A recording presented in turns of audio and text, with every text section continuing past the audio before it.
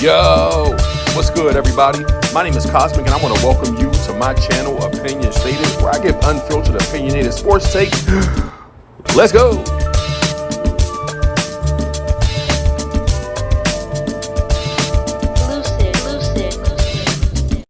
Yo, what's good, everybody? My name is Cosmic. I want to welcome you back to my channel, Opinion Stated.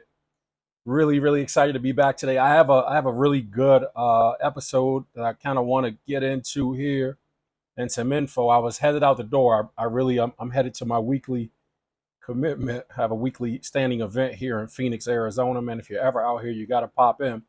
But I was like, man, you know what? I got to get this information out of my head, or I'm not going to be able to focus tonight. So this particular show that I want to focus on tonight is the 2024-2025 NBA pre-mature season predictions.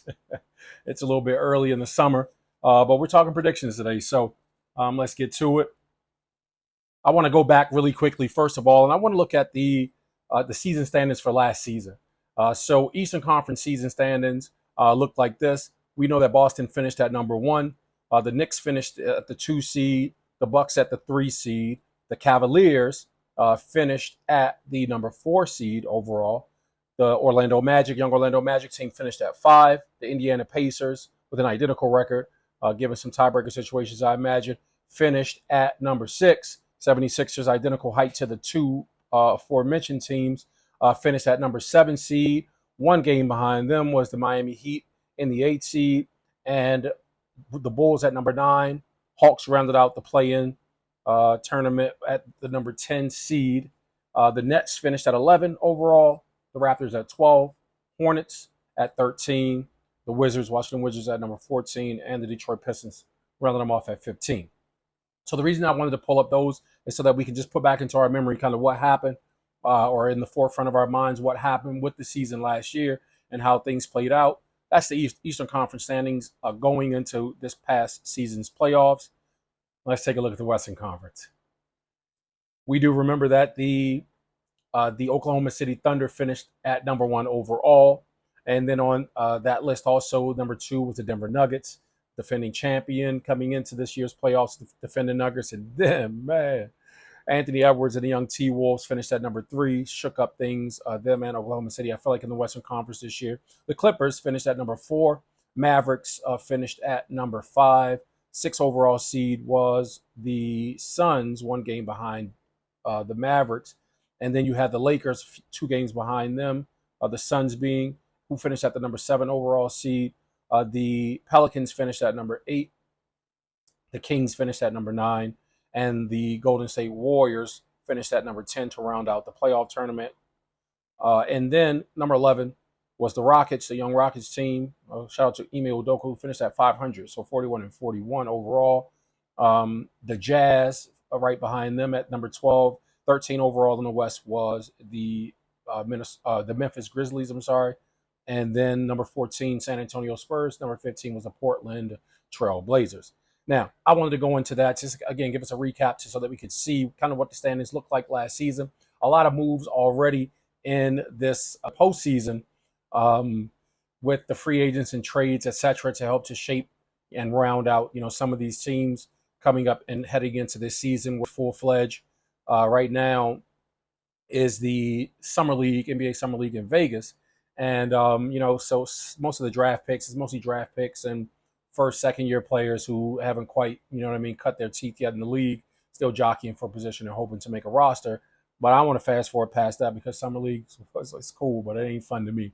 I want to talk about next season. I wish we could just fast forward through the summer to hurry up and get to it. But that brings me to my 2024-2025 NBA pre-mature season predictions.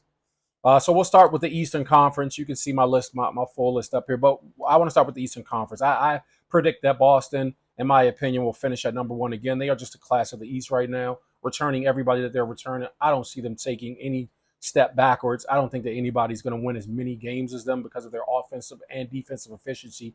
So I think that Boston is set at number 1.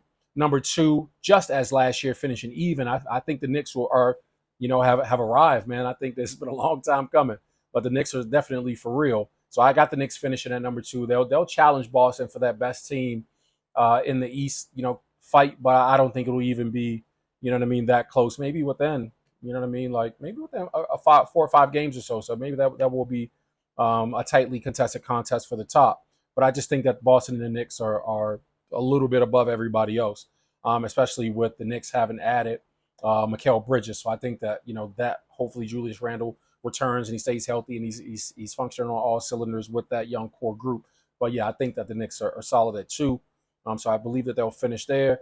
Number 3 next season, I think, will be the Philadelphia 76ers, given that they've added Paul George and they have their core group with Kelly Oubre and all the others who are coming in, headed in, or rather navigating through this postseason without worry of whether or not they're going to be there, what's going to happen, etc. They've all been signed, re-signed, extensions, etc. So that part of that particular team, I think, is set. That's the mental part of it. Everything else is just going to be them getting on court and then finding that chemistry. But the only person that's a chemistry experiment really is Paul George. I think that because you remove Tobias Harris, that actually gives Paul George, a little bit more flex to come in and fit directly into that, if nothing else, the role that Tobias Harris was playing, which I believe that Paul George will play a lot better in. So I don't think that Philly will miss anything. I think that'll help them to actually take the leap where they need to be. This, of course, is pending that everybody stays healthy, including Joel Embiid. But we'll see what happens. I think that Philly, has elevated themselves into that number 3 space. 4th for me on this list, down 1 spot from last season, it will be the Milwaukee Bucks at number 4. And I believe tremendously in Giannis and in Dame Tom. You know what I mean? Chris Middleton obviously has been there because of his injuries, nagging injuries over the last couple of years. But when he's not injured, man, they can go. And we saw Giannis go down, so that affected kind of how they played and approached the playoffs. But you know what I mean? I think that Philly's definitely the number, or Milwaukee rather, is definitely the number 4 seed, solid if they can stay healthy. You know what I mean? Then they could challenge anybody in the East, including Boston. You know what I mean, for top spot. But we'll see what happens. As it's presently constructed, and just with this idea, just like with Philly, of the potential injuries here and there, I'm just saying about 4. Up 1 spot from last year on this particular list for me is the Indiana Pacers. Indiana with young Halliburton and Miles Turner and Pascal Siakam. I just think that they're a really, really solid team. I think that what they showed us, in my opinion anyway, what they showed us heading or fighting through the playoffs last year is a great sign of things to come in the 24-25 season. At number 6 on this list, down 2 spots from last year, is Cleveland. And it's not because I think that Cleveland is not a good team. It's just that because everybody else with, making the moves that they made and getting a little bit healthier, I just think that they haven't trailed off, they haven't lost anything, but I expect Cleveland to still be really, really solid there at number 6, a solid number 6, not a disrespectful, just that the other teams that I mentioned so far, I just feel like are better personnel-wise and star power-wise, not to any slight on Spidey Mitchell. I really, really love this young basketball player in him. And the other pieces that they have, obviously are really complimentary. So I look for Cleveland to be solid there at that 6. Down 2 spots also is the young Orlando Magic team from last year. They finished at 4th, or finished at 5, rather. I have them at 7 this year. Again, no disrespect. It's just that I think that all the other more experienced teams have rounded out, that top portion of the bracket. So I have them finishing at 7 in the standings. Of course, a game or two here or there. I believe that as we saw through even last season's standings, we saw, for the most part, the Cavaliers, Magic, Pacers, and 76ers had the exact record, an identical record. Even the Heat sprinkled the Heat in there. So that was actually 6 teams. So 6 to 7. There was only like 2 to 3 games that separated, all of these teams. So that's just my pick. I just say that they'll finish at 7. We'll see what happens, but we know that they'll finish somewhere around there, right? So under them will be Miami in the 8th seed. Same spot where they were last year. They remain solid there at 8. And it's just because I think that we understand who Miami is. We understand that Spoelstra does a really, really good job, probably the most effective job at coaching the staff that he has, the personnel that he has. He gets the most out of these guys, drafted, undrafted, perennial all-star, etc. Spoelstra is a very, very good coach, and he's able to really pull the most from his personnel. But he gets max effort out of them too, and I feel like max result in terms of them, max result will be actually winning a finals. But the fact that he's gotten Miami into the finals like 3 of the last 5 years or something like that, man, is incredibly impressive. So shout out to Miami. I have them finishing there at 8. I have Chicago squeaking in into the 9 seed, which might be surprising for some. They just lost to Rosen. Well, they picked up Josh Giddey. And I don't think that Josh Giddey is DeMar DeRozan, rather, by any stretch of the imagination. However, I do like Josh Giddey's game, and I think that Josh Giddey, when given the opportunity to just come out and play basketball in Chicago, which I perceive that will be an opportunity for him to do, he's going to do very, very well out there. Not sure if they'll keep the other pieces in place out there for that team, but if they happen to, then you know what I mean. Like I think Chicago should be solid, at least fighting for a playoff spot again, or to be in that play-in situation for an actual playoff spot. Under them will be Toronto. I have Toronto at number 10, moving up 2 spaces from where they were last year. Man, I believe in Scotty Barnes. I love Scotty Barnes. I think he had a breakout season last year, and I see Toronto actually, making some noise, being the same team that they were, but just challenging a lot of the teams throughout the league. Not just in the Eastern Conference, for more wins or a few more wins, just squeaking some out this year. So I think they'll be there solid in 10. Up 2 spots, I have at the 11 seed, the Charlotte Hornets. They finished at 13 last year. I have Atlanta at number 12 this year. I just, given that they lost DeJounte Murray, and I don't see any, I just don't see any light at the end of the tunnel for them in terms of improvement. So I have them finishing, lower, a little bit lower than they were last year. I think it's going to be a dogfight in the East Coast, but I just have them finishing a little bit lower. I have Detroit finishing at 13, up 2 spots from where they were last year as worst in the Eastern Conference. I believe that they'll improve a little bit, so they'll be a better team. Down, of course, on my Brooklyn Nets at number 14 because, man, they just got rid of Mikal Bridges. I don't see them being a competitive squad at all. And down 1 from last year at number 15 on this list is the Washington Wizards. Never seem to get it right. On to the Western Conference. At number 1, I have Oklahoma City Thunder finishing at number 1 again, the class of the Western Conference. After having added Isaiah Hartenstein, I just think that, man, that just makes them even more solid. So getting rid of Josh Giddey or trading him to Chicago for the Caruso, I just think that, man, yeah, that's a really good complimentary player for what they do and what they have going on. So I don't see them missing a beat, man. Oklahoma City at number 1. I have up 1 spot from last year on this list. The Minnesota Timberwolves, Ant-Man is going to take another leap this year and climb up that ladder to show everybody what he can do physically as a basketball player. And so I see that team as a whole, what they showed us in the playoffs as well, just being a glimpse of great things to come. Dallas at number 3, I have on this list, up 2 spots from last season. Dallas, man, they added Clay Day. You know what I mean? A splash, brother, man. So I just think that Clay will be raining them from the outside this year in Dallas, as they definitely will need as they're spreading the court or as the floor is spread, as Luka and or Kyrie are operating, down the middle of the court, but just to kind of find some of that, those wide open shots that'll be much more high percentage for a guy like Clay and more likely to go in. I think that improves Dallas as a squad overall. So I have them as the 3rd team in the West, finishing 3rd seed in my opinion.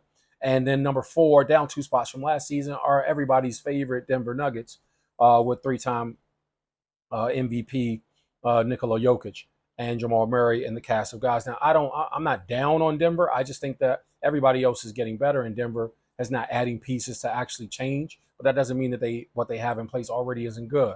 But I just think that the other teams, having added pieces, are going to get a little bit better, which will edge them out. Denver's, now shown that it's not really for them about being the number 1 seed. They're just happy to get into the playoffs and then start to execute as they do with their system. At number 5, up 3 spots from last year's list, I have the New Orleans Pelicans. I'm big on the Pelicans, man. Love DeJounte Murray. Love Zion Williams. And I just think that this young New Orleans team, especially if they keep Brandon Ingram, man, they'll be really, really, really good. I hate that they lost Valanciunas, but you know what I mean? We'll see what happens with them. I just think they have a lot of offensive firepower, and they are a gritty defensive team. So we'll see what happens. Number 6, I have finishing number 6, Suns up out here in Phoenix. I got to say that I don't think that the Suns will fall off much, even though they haven't done anything to improve.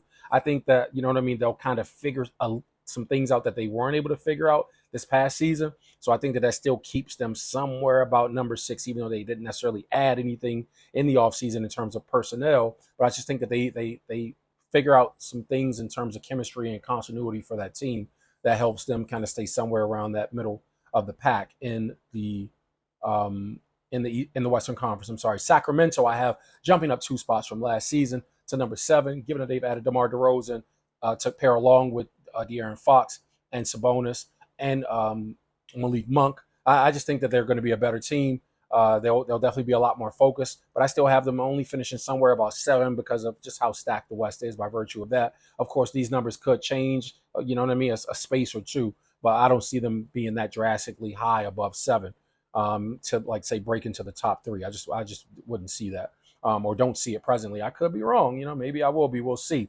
But this is just my opinion. I have the Golden State Warriors jumping up from that 10 spot that they were at last year to at least be competing at 8. You know what I mean, as a play-in team, and that's by virtue of we could say like, yeah, they just lost Clay, and you know what I mean, like that's going to be really bad for them. But I think the pieces that they have brought in, you know what I mean, are going to be okay to at least provide what Clay was expected of Clay last season anyway. So we'll see what happens with Golden State returning to form. And then there's of course the Lakers. I am down on the Lakers because the Lakers did not add anything in the offseason with the exception of their 2 draft picks, Dalton Connect at 17 overall, and then Bronny at 55. So I don't think that Dalton will be a piece that kind of slides in there, even though I do love Rui Hachimura. I'm a fan of Austin Reeves, and but I just don't think that without making moves, you can slide in a Dalton Connect as a first-year player and have him contribute enough to move the needle for the Lakers to be any better than they are. LeBron is going to give you what LeBron's going to give you, and so is AD. So I just think that kind of bumps them down when everybody else has gotten a little bit better. So at number 10, up 3 spots from last year, I have the Memphis Grizzlies. The return of Ja Morant. You know what I mean?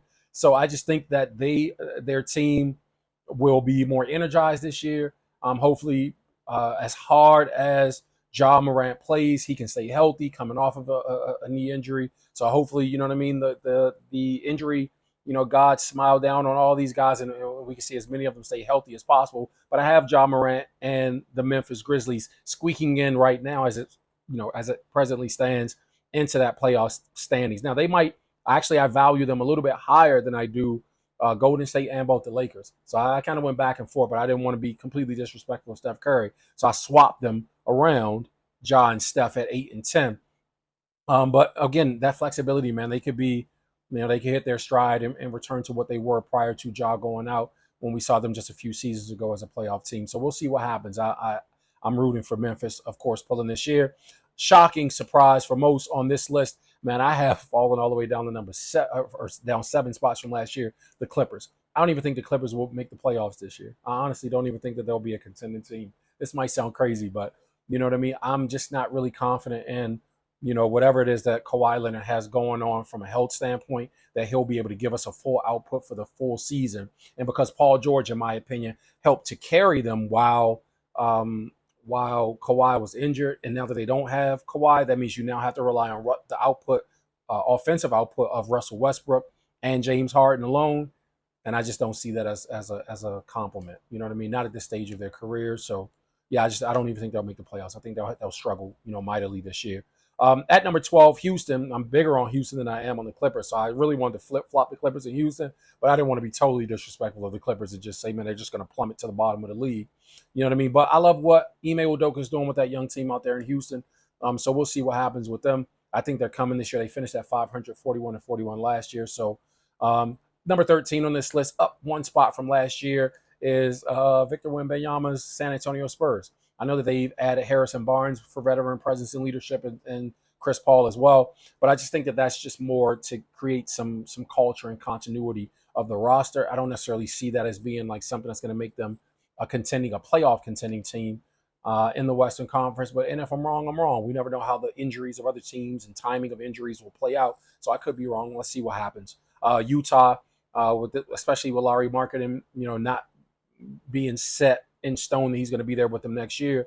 I just think that they'll have their struggles, and if Lowry goes anywhere, it could possibly shake up these standings here, and it could be something utterly completely different than what I'm saying. But you know what I mean? I just have them finishing at 14. In Portland, of course, they're just rounding out the bottom, and not because they don't have great personnel in place. It's just they're going to have to take some lumps and learn to win, etc. on that young core. I give them like another season or two before they're actually making some noise in the Western Conference. So those are my predictions, my 2024-2025 NBA premature preseason predictions. I'll come back in another video as we get closer to or as we get into the preseason, the actual preseason in the fall, and maybe I'll, because of some other moves, I'll kind of restructure this list a little bit, but I just kind of wanted to get that out of my head and off my chest. You've been tuned into Opinion Stated. I want to thank you guys so much for tuning in. Like, share, subscribe. I'll let you boy. I'll see you in the next video. Blessings.